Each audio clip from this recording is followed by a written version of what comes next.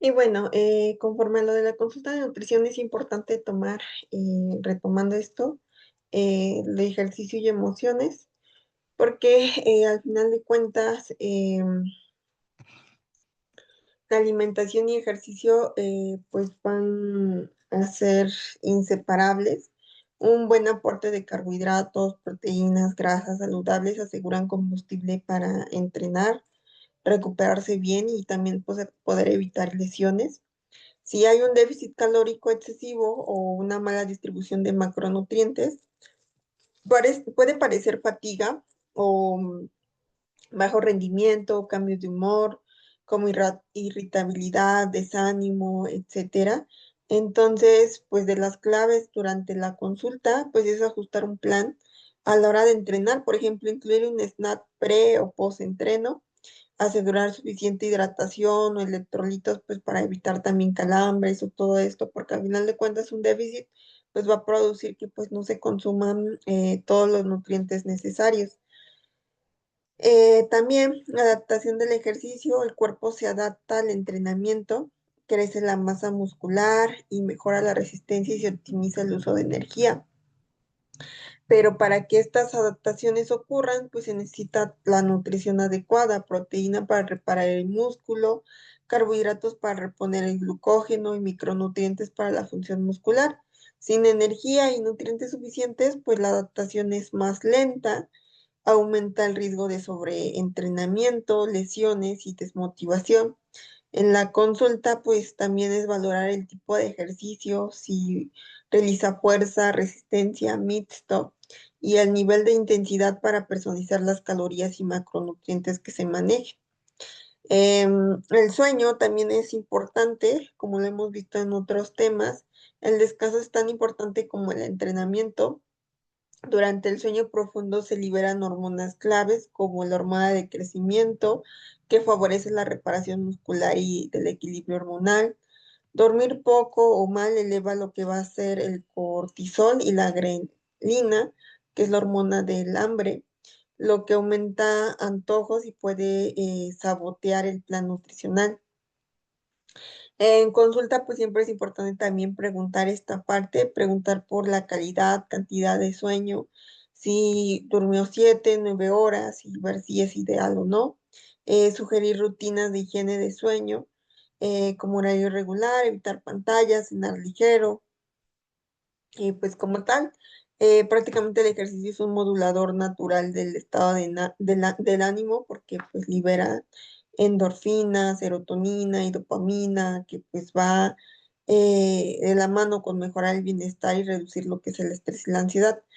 Una alimentación adecuada pues potencia este efecto positivo, pero mientras que haya deficiencias o dietas muy restrictivas, puede provocar el efecto contrario que pues cause irritabilidad, apatía.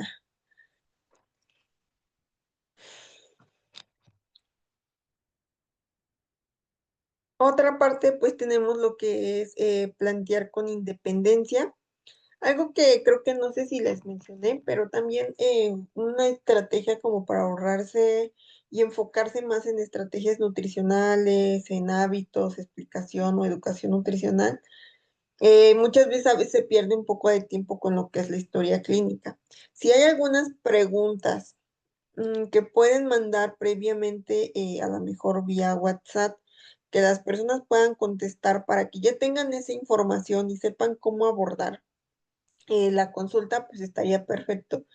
Como por ejemplo hábitos dietéticos o a lo mejor si toma medicamentos, en qué horario, etcétera. Ya hacer prácticamente un formato en donde a la hora de mandar ese formato antes de que llegue el paciente, pues lo pueda llenar, te lo envía a lo mejor un día antes. Así es que a lo mejor y te manda mensaje hoy, programas la consulta para la otra semana, le mandas ese formato que pueda contestar. Previamente ya sabes cómo a qué está enfocado el paciente, qué medicamentos toma o etcétera. Ya puedes tomar como a lo mejor puntos más específicos en consulta y dedicarte más a explicar a todo esto para que pueda llevar mejor su plan de alimentación y no te tardes tanto con todo el ABC, que es, bueno, perdón, con todo lo de la historia clínica.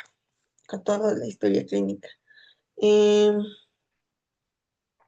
y bueno, retomando este tema, planear la independencia, es decir, la composición corporal, toma de decisiones, ejemplos de menús del paciente, prácticamente son elementos importantes porque prácticamente todo esto va a preparar el paciente para que después de un acompañamiento profesional pueda mantener por sí mismo los hábitos de alimentación y estilo de vida saludable. La dieta, bueno, la idea, perdón, la idea es que no dependa siempre de una dieta como tal escrita. ¿Por qué? Porque, pues, por ejemplo, si se va a un restaurante, si se va a una fiesta, pues va a ser difícil que pueda llevar una dieta como tal escrita y estar viendo qué es lo que tiene que comer y qué no. Si no puede tomar buenas decisiones a largo plazo, pues va a hacer que pues no haya avances.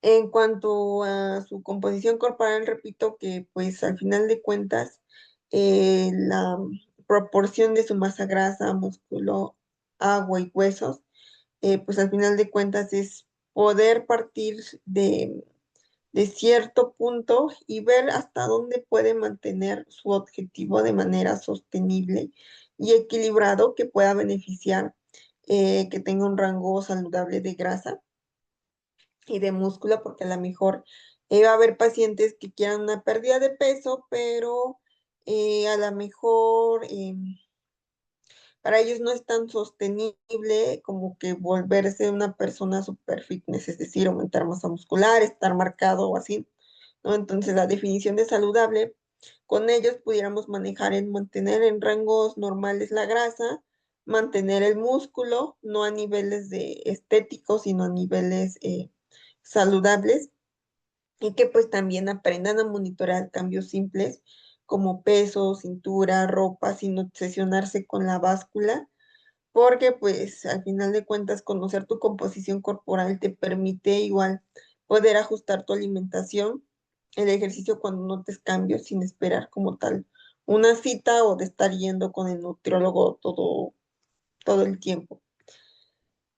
La toma de decisiones sí es importante trabajarlo bastante con ellos porque la alimentación consciente me enseña a leer etiquetas, elegir raciones, balancear macros, decidir cuándo hacer un extra sin culpa. Por ejemplo, no sé si hoy todo el día, no sé, mm, o a lo mejor si el mes estuve llevando una alimentación saludable y porque hoy me ofrezcan una rebanadita de pastel, yo no voy a querer y me voy a estresar porque pues mi alimentación me dice esto.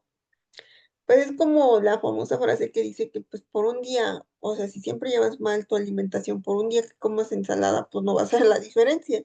Entonces, viceversa, si el 90% llevas tu alimentación saludable por un día, no va a pasar nada porque consumas una rebanada de pastel, por ejemplo. Hablando de una, igual, personas a lo mejor con competencia, disciplinados, con cierto deporte, pues a lo mejor ya a veces es como más controlada esta parte, pero pues una persona normal que busca pérdida de peso, pues a veces no hay tanto problema en esta parte. Gestión de entorno, cómo manejar comidas sociales, viajes, antojos o días de mucho trabajo, el cómo aprender a poder elegir qué alimentos voy a consumir, porque pues muchas veces digo, no puedes estar dependiendo totalmente de una hoja o de un plan de alimentación. ¿Por qué? Porque pues a veces son personas que están ocupadas realizando otras actividades. También la autoevaluación, que aprenda a reconocer señales de hambre real y que no sea más por antojo. Saciedad y estrés también, porque hay personas que a lo mejor muy estresadas consumen alimentos ricos en grasa, sal, ¿no? O hay otros que a lo mejor y se van más por lo dulce. En la práctica también el uso de equivalentes que el paciente pueda cambiar pollo a lo mejor por pescado, porque muchas veces te dicen, no, pues es que no seguí mi plan de alimentación, porque aquí en el plan dice que es pescado. Y la verdad yo tenía huevo en mi casa. Entonces aprender a enseñarles esta parte para que pues sea más fácil para ellos poder llevar a cabo, ¿no? Porque si le pones en un plan de alimentación que sí o sí tienen que comer naranja, y a lo mejor ese día o el otro no tenían naranja y no se comieron o no cumplieron con ese requerimiento, pues se van a lo mejor sentir cansados o así. También en cuanto a ejemplos del menú del paciente, invitar al paciente a proponer ejemplos de menús que le gusten, usando los principios aprendidos como desayuno, comida, cena, colaciones, con equilibrio de sus macronutrientes, opciones para días de prisa o fines de semana. Esto también refuerza lo que es un aprendizaje y permite que pues la persona también tenga su propio criterio para poder tomar decisiones saludables. Le da confianza igual de poder crear su propio menú y también pues si uno agrega alimentos que le gustan o platillos que le gustan, pues es aún mejor. ¿Por qué? Porque pues va a hacer que se apegue más. Por ejemplo, una persona que a lo mejor, no sé, le gusta consumir mucha carne, pues a lo mejor voy a, dependiendo de cómo esté a nivel de salud y de sus objetivos, pues a lo mejor y voy a moderársela, pero pues no se la va a quitar, a diferencia que a lo mejor una persona que come carne y tú ya le quiero meter una dieta vegana, pues no se va a pegar nunca, y hasta va a cambiar yo creo que de nutriólogo de persona para que me realice mi plan. Pero pues prácticamente estos puntos van de eso, de que un objetivo es que no dependa siempre de un papel o una dieta, sino que puedan aprender los pacientes a poder decidir qué comer, cómo combinar los alimentos, cómo equilibrar su día y también que conozca su composición corporal y pueda tomar decisiones también en su elaboración de sus propios menús.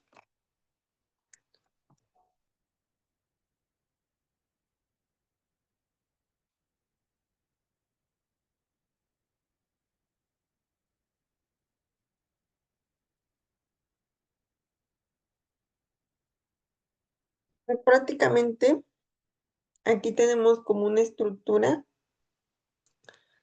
en donde nos habla de todos estos puntos que hemos visto, que es, por ejemplo, en la consulta 1, pues checar toda esta parte de la estructura de la asesoría nutricional. Eh, Cada bloque, pues es importante para que se pueda llegar a la meta que se propone con el paciente, pero sobre todo en la 1 es en donde se estructura toda esta parte, porque pues al final de cuentas igual la idea de poder estructurar de esta forma las consultas es acompañar al paciente de manera escalonada de la información básica a la independencia de la alimentación. En la consulta 1 pues viene toda esta estructura de asesoría nutricional, primera visita de diagnóstico, planificación, evaluación de historia clínica, hábitos, composición corporal, objetivos. A lo mejor les digo, en la cuestión de la historia clínica, pues pueden empezar a trabajarla desde antes. Y a lo mejor en esta consulta, pues enfocarse más en trabajar los hábitos, en la composición corporal, en los objetivos, en la explicación del proceso de trabajo, frecuencia de consultas, cómo serán los ajustes, importancia del seguimiento. Consulta 2 y 3 vienen lo que son productos ultraprocesados, es decir, la educación sobre qué son, cómo identificarlos, etiqueta, ingredientes, riesgo, exceso de azúcares, grasas, trans, sodio, estrategias, pues cómo reducir su consumo y buscar alternativas pues más saludables. Esto pues a veces no queda en la segunda consulta, puede manejarse en dos consultas. Em, Luego tenemos la consulta 4 y 5, que son equivalentes. Enseñar a una persona el sistema de equivalentes para que el paciente pues, pueda intercambiar alimentos, manteniendo el aporte nutricional. Por ejemplo, lo que les decía, lo que a veces no les dio tiempo comprar, pero tienen en casa, a lo mejor, y no sé si también en su plan de alimentación venían espárragos y en su casa tiene zanahoria o jícama, pues saber intercambiar este tipo de alimentos. Por ejemplo, igual una tortilla de maíz, igual a lo mejor medio bolillo, un tercio de taza de arroz cocido. Practicar armar menús y colaciones usando estos intercambios. Se puede trabajar en la consulta 4 y la 5. En la consulta 6 se puede trabajar la cuestión de ejercicio y emociones, revisión de nivel de actividad física o de ejercicio y cómo se relaciona con energía, rendimiento, con su estado de ánimo, educación sobre la importancia del sueño, manejo del estrés y su impacto en hormonas del apetito. También tenemos que la consulta 7 y 8 es planear igual la independencia. Objetivo que el paciente pueda sostener su alimentación sin depender de tal como tal una dieta escrita. Temas, conocer su composición corporal y cómo monitorear, tomar decisiones alimentarias en distintas situaciones, viajes, eventos, días de trabajo intenso, elaborar pues incluso hasta menús propios. Al final de cuentas, el beneficio de esta estructura es como una tipo progresión pedagógica, ¿no? Que cada bloque da a un paciente herramientas para poder avanzar a la siguiente. También son un cambio de hábitos sostenibles, no solo baja de peso, sino que aprende a comer, a organizarse para mantenerlo, acompañamiento continuo. Las 8 consultas permiten seguimiento, ajuste y motivación. ¿Cómo presentarlo al final de cuentas al paciente? Pues trabajar en un proceso de 8 consultas. Iniciamos con un diagnóstico y una organización, pues esto tiene que ser totalmente personalizado. Luego aprender a reconocer, reemplazar productos ultraprocesados, a manejar equivalentes, para armar comidas, integrar el ejercicio, bienestar emocional y finalmente ser independiente en tu alimentación. La meta es que al final pues tenga la confianza y el conocimiento para mantener sus resultados a largo plazo. Es al final de cuentas como una asesoría nutricional que conforma 8 pasos. Y pues ya como tal da esa estructura para que pues puedan ir comprendiendo estos temas.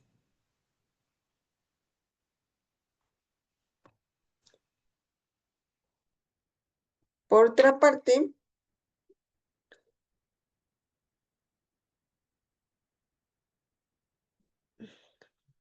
tenemos este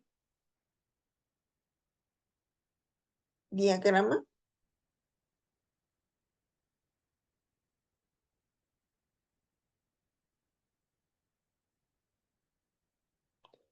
en donde nos muestra que es un proceso de atención nutricional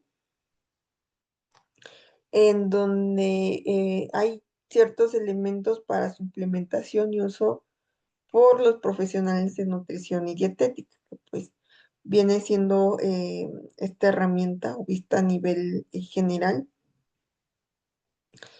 Em,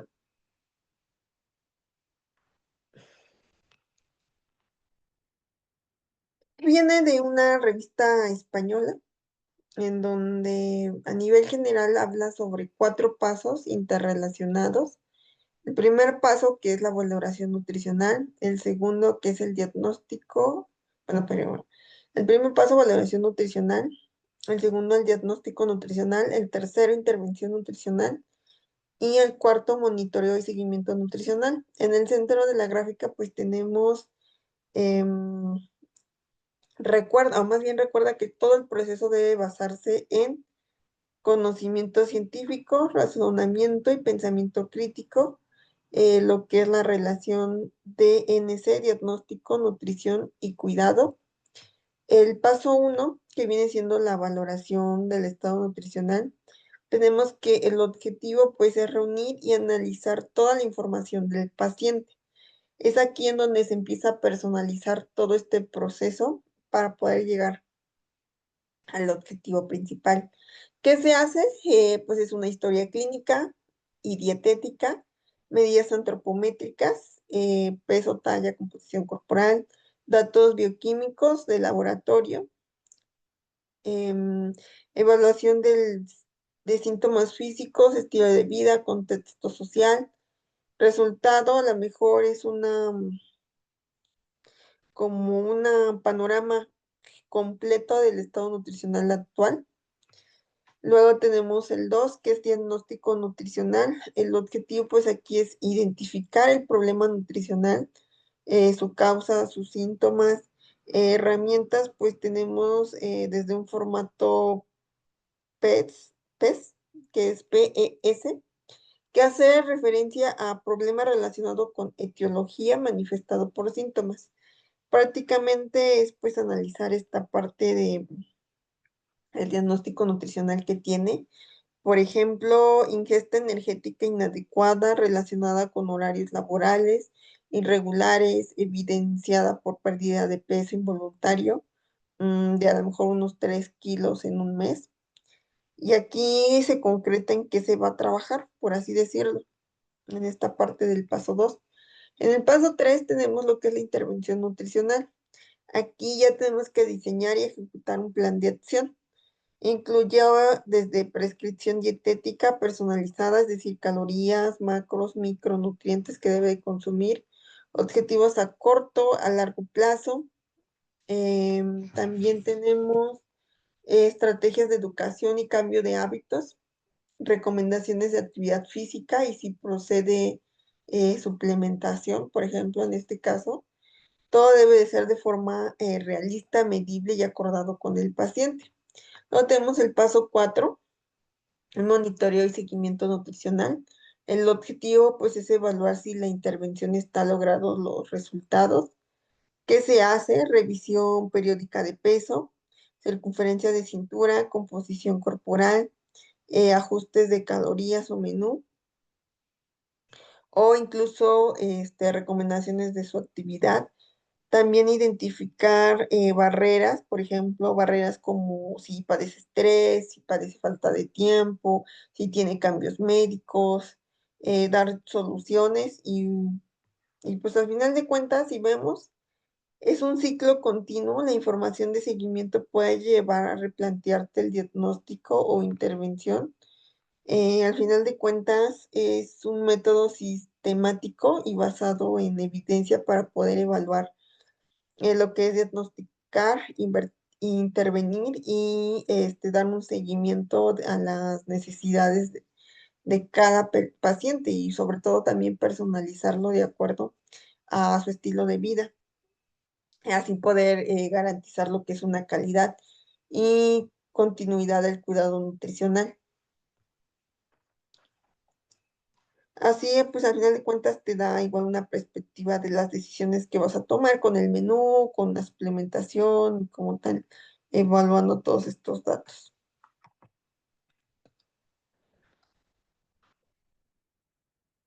Mm,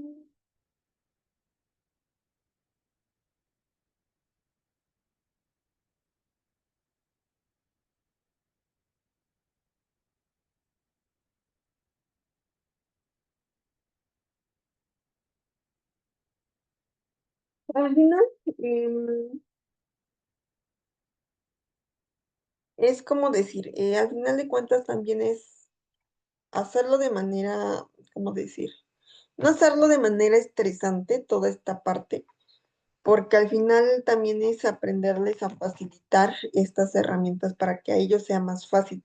Por ejemplo, en los libros que les he recomendado, por lo menos el de hábitos atómicos que les mandé, habla sobre esto, sobre hacer más fácil este proceso para que sea más fácil de poder llevar a cabo para ellos, porque si lo hacemos completamente difícil, va a ser difícil que una persona se enfoque totalmente a poder llevar su alimentación. Aquí tenemos,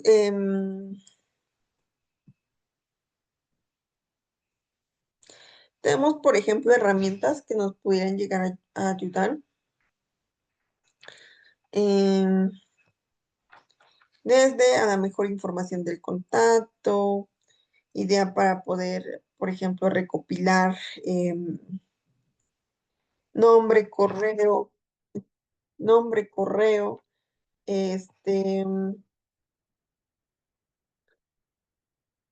teléfono, etcétera, poder tener a lo mejor a nuestros pacientes ahí. También confirmación de asistencia, que ayuda igual bastante a poder programarse, registro, varias herramientas que ayudan, por ejemplo, inicia desde una herramienta totalmente en blanco. No sé si han visto el formulario que les mandé, el inicial, creo que fue de examen diagnóstico. Esa herramienta les puede ayudar bastante con la cuestión que les dije que antes de que asista a consulta a su paciente pueden mandarle un cuestionario como que ya empezar a trabajar lo que es un poco de la historia clínica para que a la hora de la consulta puedan abarcar otros temas y no se enfoquen nada más a conocer el paciente, a lo mejor ya lo conozcan algunos detalles antes. Tampoco preguntas a lo mejor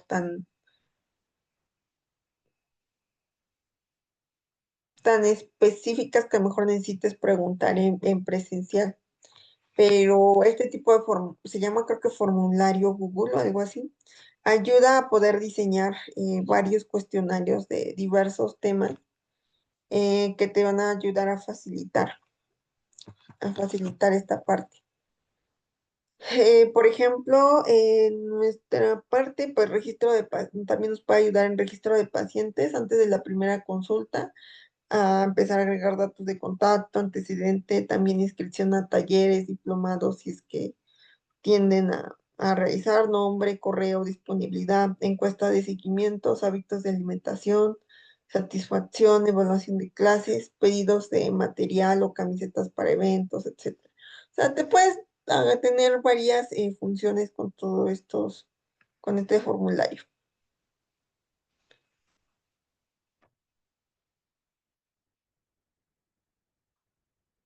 Y aquí, por ejemplo, tenemos algunas herramientas con las que podemos llegar a utilizar esto.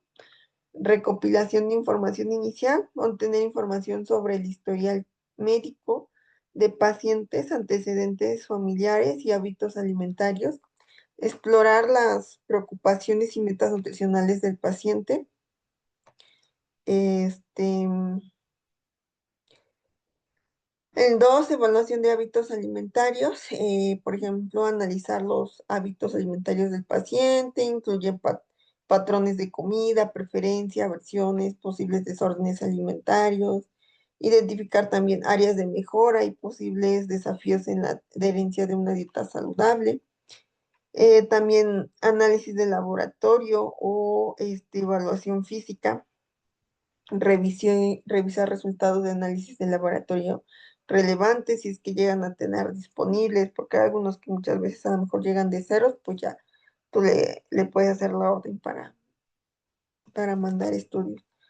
Em, Realizar una evaluación física para observar posibles signos de deficiencias nutricionales o problemas de salud. También las mediciones antropométricas, realizar mediciones con peso, altura, circunferencia, evaluar composición corporal, todo eso pues igual lo pudieras recopilar inicialmente con esas herramientas. 5, manera general, establecer metas, colaborar con el paciente para establecer metas realistas, específicas relacionadas con la nutrición y la salud en general. También desarrollar un plan nutricional adaptado, crear adaptado o también pudiera ser eh, más que personalizado, pues sí, adaptado a las necesidades del paciente. Crear lo que es un plan de alimentación adaptado a las necesidades y sus metas. Incluir recomendaciones específicas sobre porciones, distribución de macronutrientes y alimentos a elegir o a evitar. También proporcionarles lo que es una educación nutricional más que nada para que sea más independiente a la hora de poder tomar decisiones. Y ahí pues es proporcionar información sobre la estructura de una estrategia nutricional, además también educarlos con la lectura de etiquetas, este, También la relación entre la dieta, salud y la interpretación de todas estas etiquetas nutricionales que hemos visto. 8, programación de seguimientos, establecer un programa de seguimientos regulares para monitorear lo que es el progreso del paciente y ajustar un plan según sea su objetivo. Esto prácticamente igual en nuestra historia clínica o de manera muy general, porque hay unas personas que a veces se adaptan más a hacer este estilo SWOT. Prácticamente con esto puedes dar un seguimiento. Una vez que ya tienes tu historia clínica, tu estructura de todo esto, por medio de este SWOT ya puedes darle el seguimiento cada vez que asista a tu paciente. La S, que es lo subjetivo, registra la información subjetiva proporcionada por el paciente. Esto puede incluir su historial médico, hábitos alimentarios, preferencias, síntomas, relaciones con la alimentación, preocupaciones y nutricionales y objetivos personales. El O, registro de hallazgos de los objetivos. Por ejemplo, en el primero puedes hablar un poquito de manera general del paciente, de a lo mejor durante ese tiempo, cuáles fueron sus preferencias alimentarias, como un mini resumen de. En la O, prácticamente ya te vas más hallazgos de composición, antropometría, análisis de laboratorio, también incluir a lo mejor pues esas observaciones también de signos, piel, cabello, uñas, si las tiene quebradizas, si se ve pálido, etcétera. Tenemos la A, que viene siendo lo que es, perdón, evaluar la información subjetiva y objetiva para formular una evaluación nutricional. Esto podría incluir un diagnóstico nutricional basado en datos recopilados, identificar los problemas, desafíos con más específicos nutricionales que el paciente puede estar enfrentando a la hora de poder llevar su plan de alimentación, como deficiencias nutricionales, exceso de peso, desórdenes alimentarios u otros. Y el P, que viene siendo el plan, el desarrollo de un plan nutricional personalizado, es decir, una vez que evalúas todos estos elementos, ya puedes ver si modificas o va bien con su plan de alimentación o tienes que modificar algunas partes para poderle dar seguimiento. Y al final se resume en esto, en esta abreviación que es SOAP, que es subjetivo, objetivo, análisis y el plan. Que ahí ya trae como más en específico lo que llega a explicar.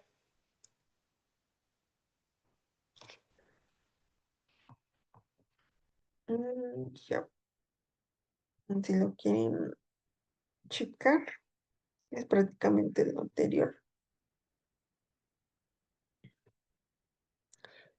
En uno se registra la información subjetiva proporcionada por el paciente, historial médico, hábitos alimentarios, preferencias, síntomas, preocupaciones y objetivos personales. La O es registro de los hallazgos de los objetivos. También resultados de análisis de laboratorio, si es que se les mandó a hacer. Y incluir observaciones sobre la composición corporal y signos. La evaluación, pues, es evaluar de información subjetiva y objetiva para formular una evaluación nutricional. Esto puede incluir un diagnóstico nutricional, por ejemplo, si el paciente ya va avanzando, ya podemos ver si a lo mejor de esa obesidad ya pasó a un sobrepeso o de ese sobrepeso ya pasó a estar en niveles normales. También identificar si hay problemas como deficiencias y desórdenes alimentarios y el plan, pues como tal desarrollar el plan de tratamiento nutricional personalizado. Metas claras y lo de actividad física y suplementación si es que hay. Al final de cuentas, ¿qué es importante evaluar de esto? ¿Qué te va a comparar el paciente? Esto,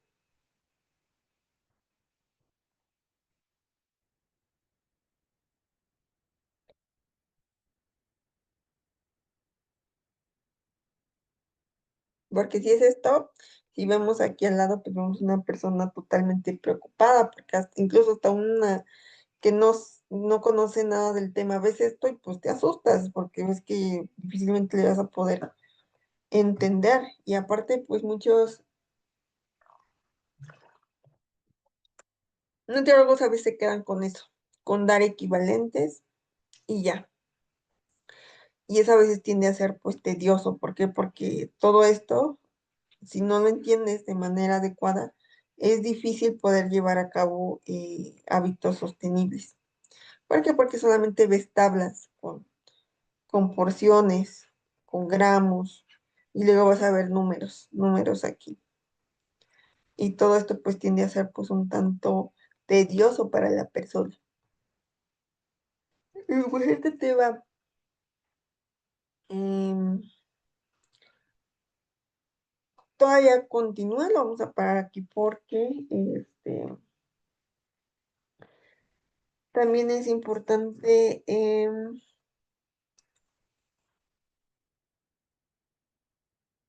comprender esta parte, pero también irla desarrollando poco a poco. Entonces, a ver, vamos a ver.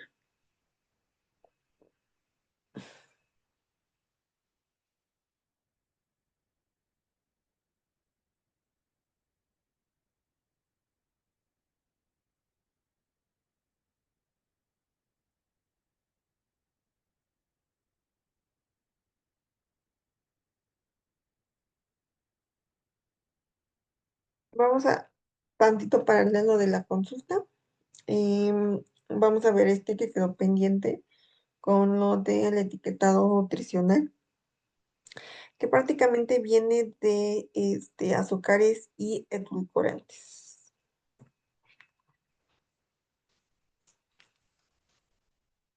Aquí tenemos este tema que tiende a ser muy sonado, porque pues muchas veces pues sale a referencia de que hay alimentos que pues vienen con azúcares añadidos, ¿no? Pero vienen otros alimentos que vienen sin azúcar, por ejemplo, ¿no? Entonces aquí es evaluar sus propiedades, por así decirlo, y la relevancia que tiene o no al consumirlo. Tenemos lo que es inicialmente ver qué es un edulcorante.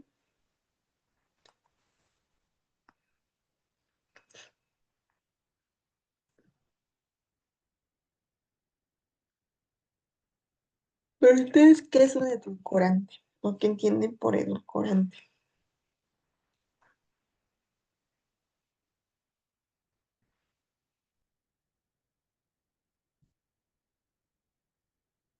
Tenemos que dulcor se refiere a dulzura y prácticamente edulcorante son toda sustancia que añade sabor dulce. A eso va este término. El azúcar se refiere a los carbohidratos de cadena corta, típicamente solubles en agua y que presentan un sabor dulce. El carbohidrato, por otra parte, es una molécula orgánica compuesta por carbono, aquí mismo lo dice casi en su nombre, carbono, hidrógeno, y oxígeno, con la O. Generalmente con la fórmula este, CH2O, que es carbohidrato. Son esenciales para la energía y estructura de los órganos vivos. Aquí la pregunta es, ¿todos los carbohidratos son edulcorantes y todos los edulcorantes son carbohidratos?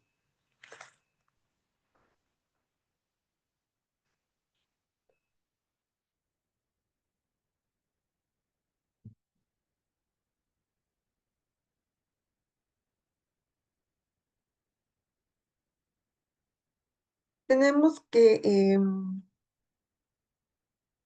estas presentaciones abordan las características químicas de los azúcares, que son pues carbohidratos, y de los edulcorantes que son naturales o sintéticos, así como la forma en la que, pues al final de cuentas, cómo es que nuestro cuerpo lo puede llegar a metabolizar.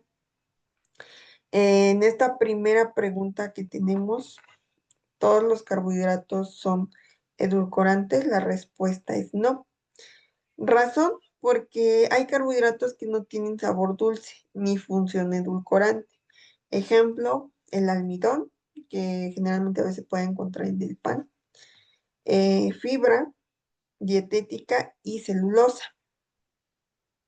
Son algunos carbohidratos como glucosa, fructosa, sacarosa y lactosa que aportan dulzor. Ahora, la segunda pregunta, ¿todos los edulcorantes son carbohidratos? La respuesta es tampoco. La razón, pues existen edulcorantes que son carbohidratos, que no son carbohidratos ni azúcares. Por ejemplo, la sucralosa, la sacarina, el aspartame, el acetsulfame K, la stevia, que pues viene por glúcidos de esteviol, y muchos de estos se sintetizan en laboratorios o se extraen de plantas y no siguen el metabolismo típico de los azúcares. Aquí, por ejemplo, tenemos la clasificación de los carbohidratos. En esta diapositiva, pues se muestra la división clásica, que viene siendo los monosacáridos. A ver, déjenme anotar aquí. Vienen siendo los monosacáridos, que es prácticamente su característica es que es una sola molécula. Molécula me refiero a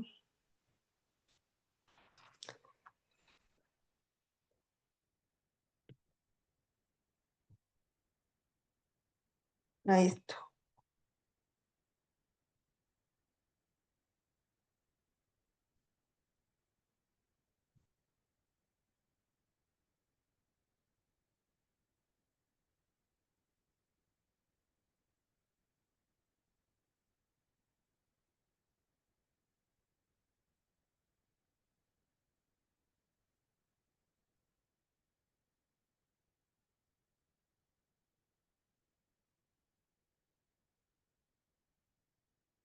Por ejemplo, tenemos aquí esto, que pudiera ser que es un átomo, ¿no? Cuando es, por ejemplo, uno solo puede ser un átomo. Esta a lo mejor puede ser un átomo de, no sé, de oxígeno. Aquí, por ejemplo, puede haber otro átomo de hidrógeno. Ahora, por así decirlo, un átomo es algo de una sola pieza a nivel químico. Y la molécula es la unión de dos, es decir, de dos o hasta más átomos. Y pues estos se forman mediante enlaces, por así decirlo. Aquí hay unos enlaces que ayudan a que estén unidos estos átomos. Y aquí pues ya hay otra forma que comparten como ciertos electrones, etcétera, ¿no? Por ejemplo, el H2O, que es como el más sonado. ¿Qué es? Es agua, ¿no? Esta es una molécula. ¿Por qué? Porque aquí me habla que tiene un hidrógeno. No, perdón, tiene dos hidrógenos y tiene un oxígeno. O sea, dos moléculas son de hidrógeno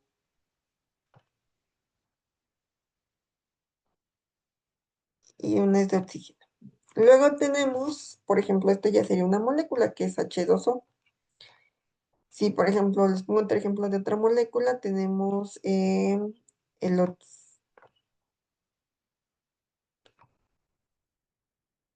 no sé, el oxígeno. Que este habla de que hay dos átomos de oxígeno unidos.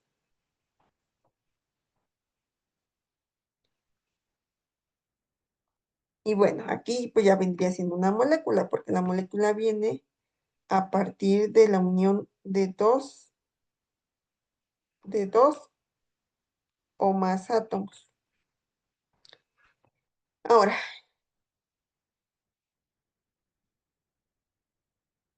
regresando al tema.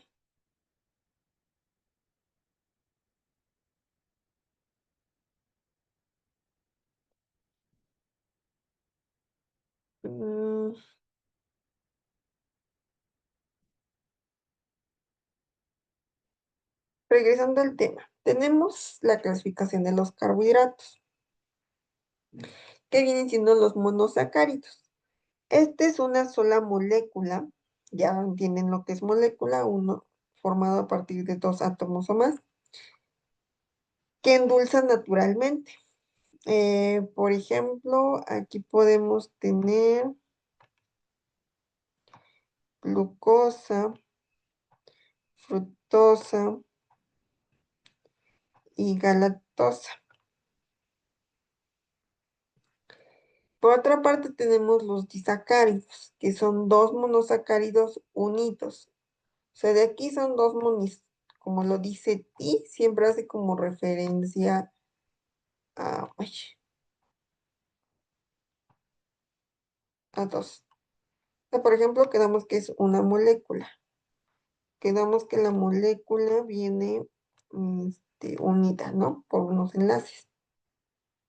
Y esta molécula viene compuesta de glucosa, fructosa y galactosa. Estos es un monosacárido. Luego tenemos lo que es el disacárido, que vienen dos de estas moléculas unidos. Por ejemplo, aquí pudiéramos tener, em, no sé, la sacarosa. Le voy a poner nada más así. Que prácticamente es sacarosa. Ay, no sé escribir.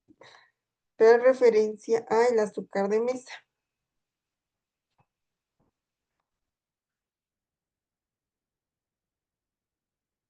Azúcar de mesa. También pudiera ser, por ejemplo, dentro de los disacáridos, entra la lactosa, la maltosa. Ay, escribe bien raro. Lactosa, maltosa. Luego tenemos los oligosacáridos.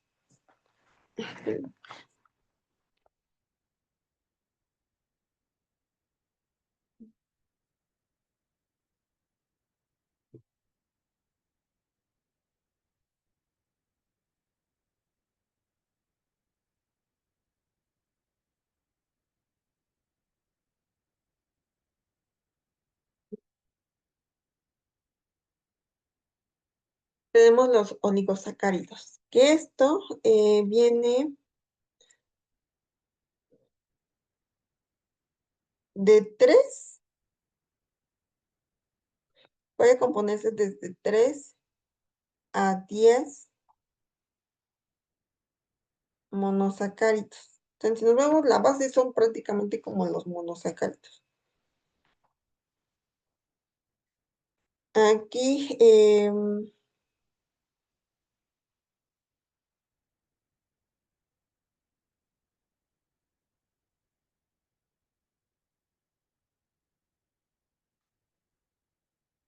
aquí puede haber sus características, es que a lo mejor pudiera tener un sabor poco dulce o nulo. Por ejemplo, aquí, a ver, vamos a ver, poco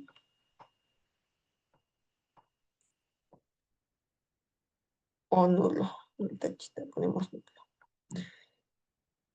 Aquí pudiera un ejemplo, la rafinosa, rafinosa, el estaquiosa y la inulina.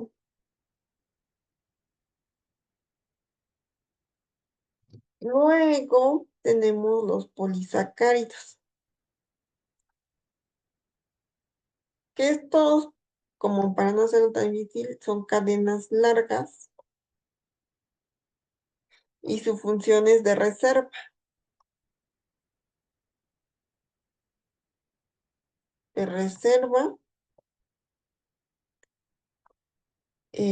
o estructura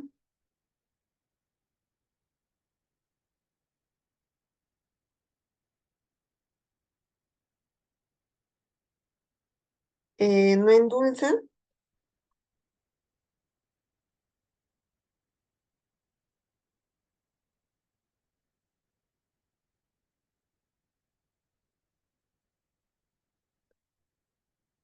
Em, un ejemplo, por ejemplo, el almidón. Ya empezamos a entender un almidón que es un polisacárido. Al almidón,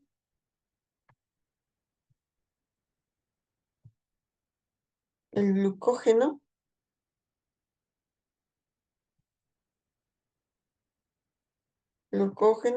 la celulosa.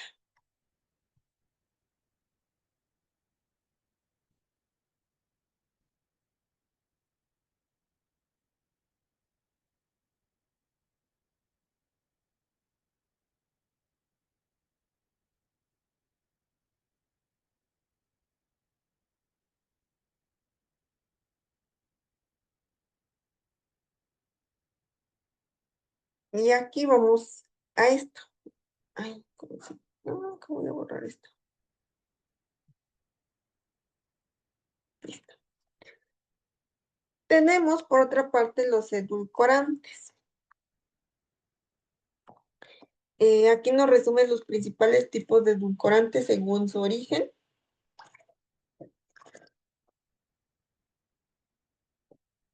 y su aporte calórico. Tenemos los edulcorantes naturales, que aquí se podría decir que entra la miel, también entra lo que es el azúcar mm, de caña, el jarabe de agave,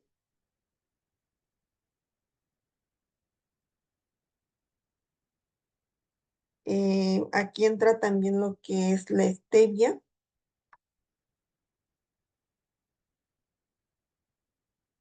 más bien el extracto, ay, se puede escribir, aquí, pero, ay, no les digo qué es.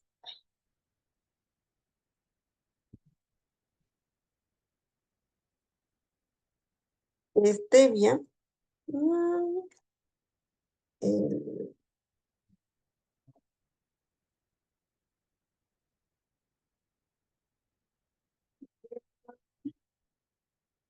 dentro de sus características, tenemos que estos edulcorantes naturales provienen de fuentes vegetales, vegetales o animales. Animales. Luego tenemos los sintéticos.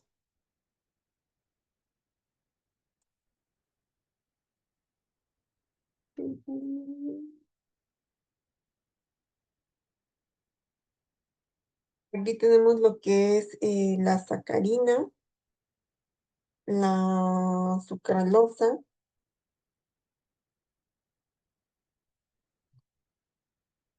el aspartame, luego es muy sonado, aspartame, la selsulfame,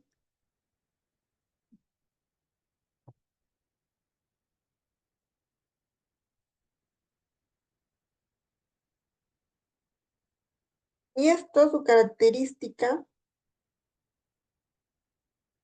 es que se producen en laboratorio.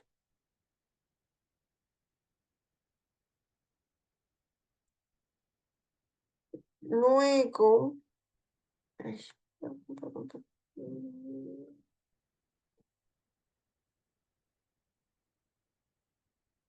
tenemos el calórico.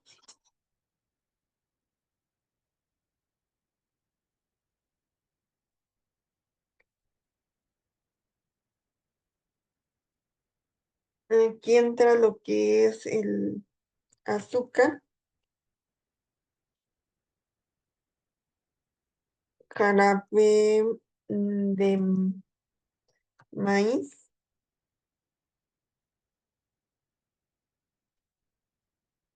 ¿Qué otra cosa? Miel, fructosa, fructosa, polialcoholes, polialcoholes.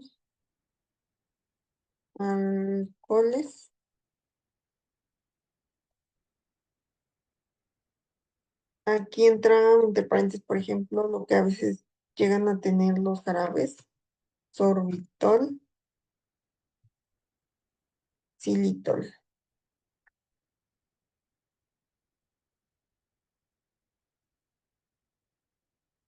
Aquí su característica es que aportan energía, igual a 4 kilocalorías por gramo.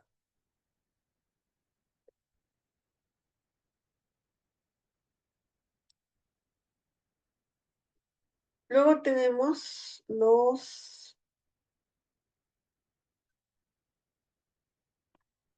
acalóricos,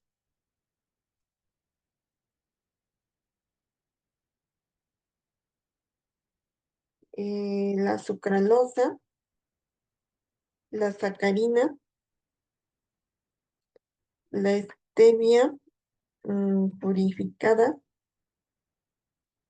y el acesulfame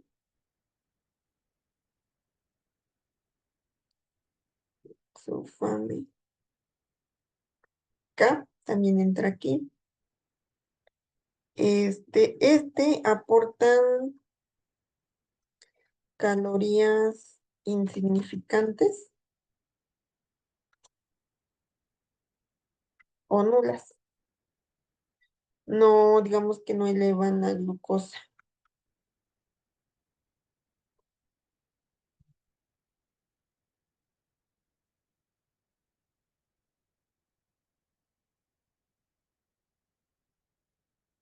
Digamos que los carbohidratos dulces, por ejemplo, la glucosa, sacarosa, fructosa, se digieren y se absorben como glucosa y elevan la glucemia aportando energía.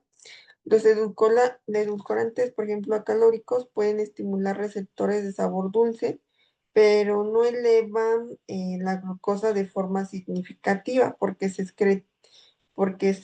excretan y sin metabolizar o se transforman en compuestos sin un valor energético. Por así decirlo, aquí podemos entender que no todo carbohidrato endulza, por ejemplo, el almidón y la fibra, y no todo edulcorante es un carbohidrato. Por ejemplo, la sucralosa y la sacarina. Esta clasificación pues ayuda bastante a comprender su efecto en el metabolismo. Los calóricos aportan energía, los acalóricos prácticamente no, y esta diferencia es clave en la cuestión nutricional pues, para poder controlar el peso, diabetes y poder diseñar también los planes de alimentación. Pero hasta ahí vamos bien. Ush.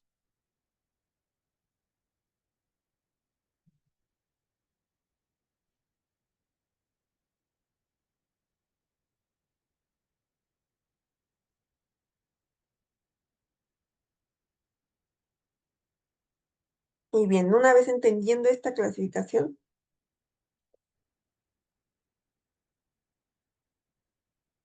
nos vamos por la sacarosa.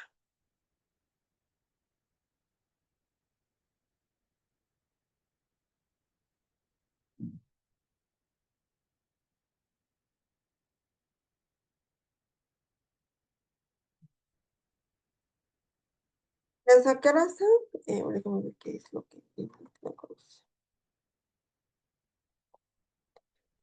Tiene propiedades físicas, cristalina, soluble en agua, dulce al gusto, por así decirlo, este, son sus propiedades.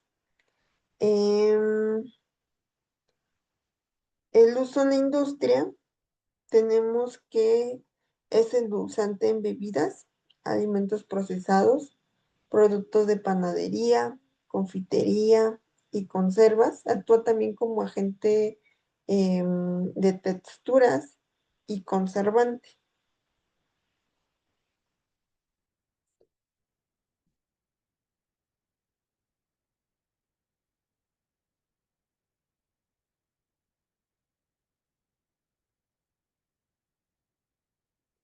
Es decir, pues bueno, la sacarosa tenemos que es un azúcar como muy común de mesa. Químicamente es un disacárido, es decir, está formado por dos azúcares simples, glucosa y fructosa, unidas por un enlace, que a este enlace se le da el nombre de glucosídico. En esta fórmula se pueden ver, por ejemplo, dos anillos. Uno es de glucosa y uno es de fructosa, en donde pues vienen enlazados.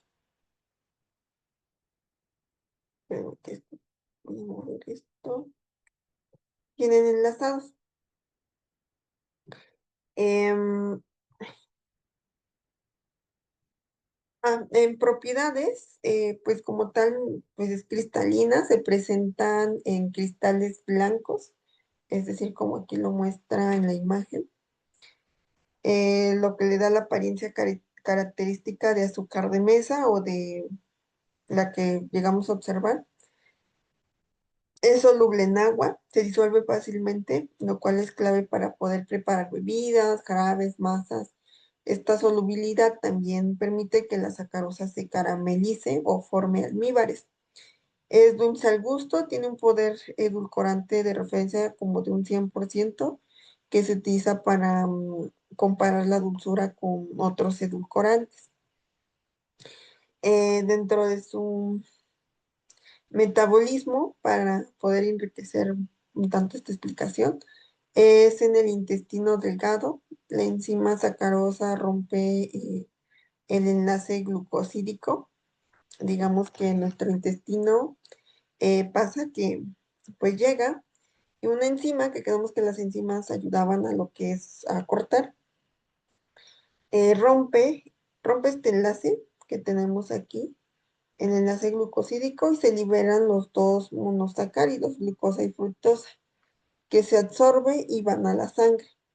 La glucosa eleva la glucemia e induce liberación pues, de insulina y todo esto que ya conocemos.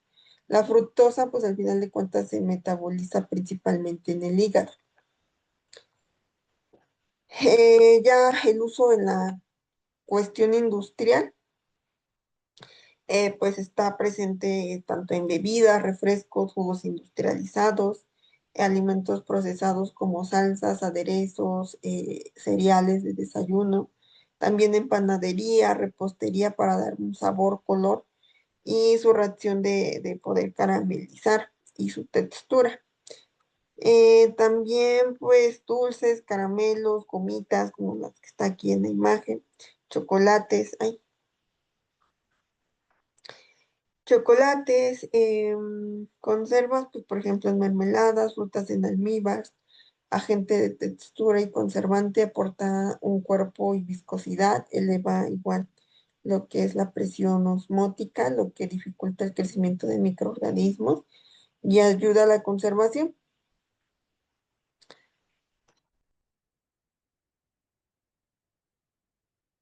Bueno, y aquí está esa parte que les expliqué, se presenta lo que es una enzima y es la que ayuda a poder romper esta molécula, eh, romper esta molécula y que pues se pueda absorber.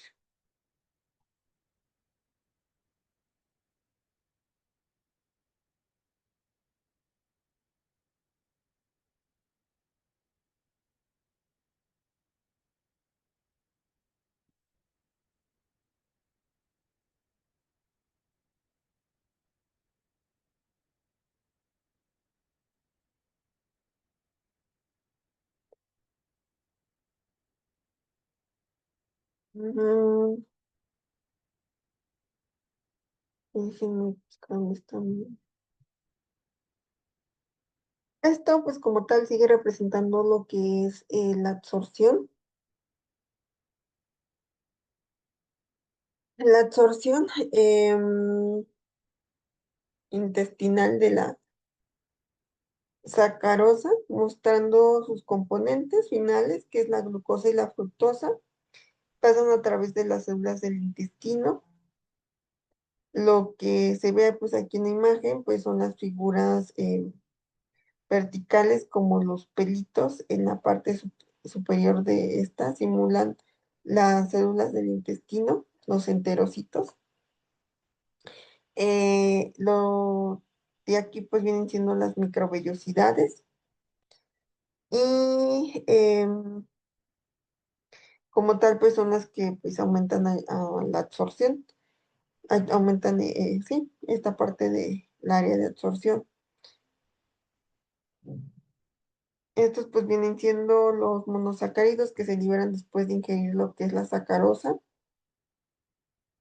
Lo que sucede en el cuerpo es que primero hay una hidrólisis de la sacarosa, que es antes la absorción de la enzima y la sacarosa o, o la sucrasa, que está en la superficie del intestino, rompe la sacarosa en glucosa y fructosa. Y el segundo, pues ya es la absorción de la glucosa. La glucosa entra en la célula intestinal, principalmente mediante transportadores, que son, ¿cómo se llaman? Lo estamos aquí. Que son SGLT1, que necesitan sodio para poder funcionar. Digamos que este necesita de sodio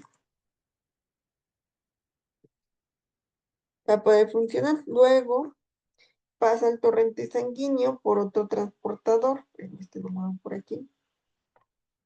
Pasa el torrente sanguíneo por otro transportador sanguíneo llamado GLUT2. Y la absorción de la fructosa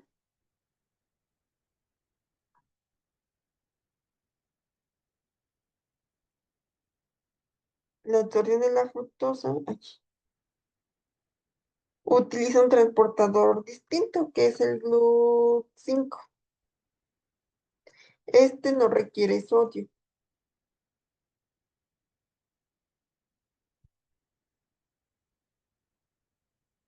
y también sale hacia la sangre por el GLUT2.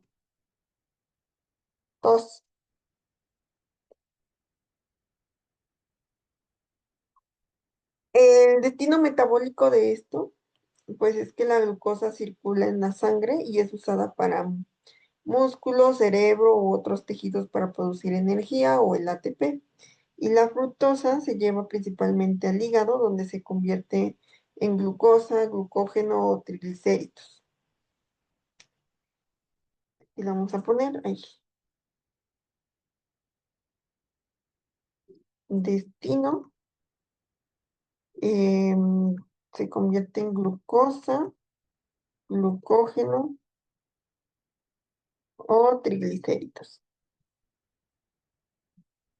Y el otro, pues quedamos que circula en la sangre y es usada para músculos, cerebros,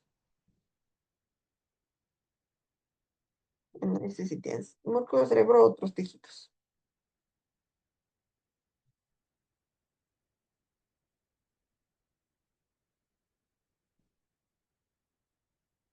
Y al final de cuentas esto hace que explicar que al final de cuentas la sacarosa no se absorbe intacta.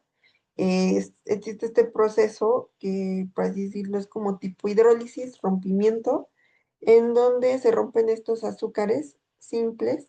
Cada uno utiliza su propio puerta de entrada y o de transportador para poder pasar en el intestino.